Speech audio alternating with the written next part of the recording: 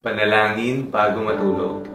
Ugalin po natin ang magpasalamat at magdasal sa Diyos tuwing gabi bago po tayo magpahinga.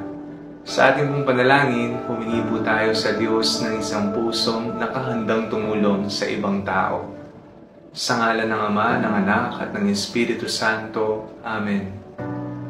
Panginoon, maraming salamat po sa inyong kagandahang loob. Patuloy niyo po kaming binibiyayaan ng mga pagpapalang aming kinakailangan sa araw-araw.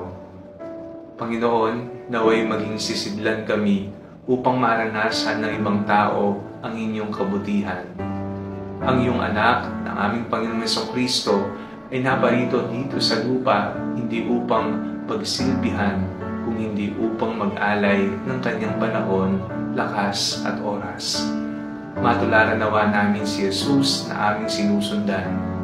Bigyan niyo po kami ng lakas nang sa ganon magkaroon kami ng isang pusong nakahandang mag-alay ng sarili para sa iba.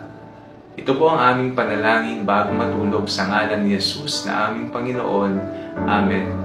Sa ngalan ng Ama, ng Anak at ng Espiritu Santo. Amen.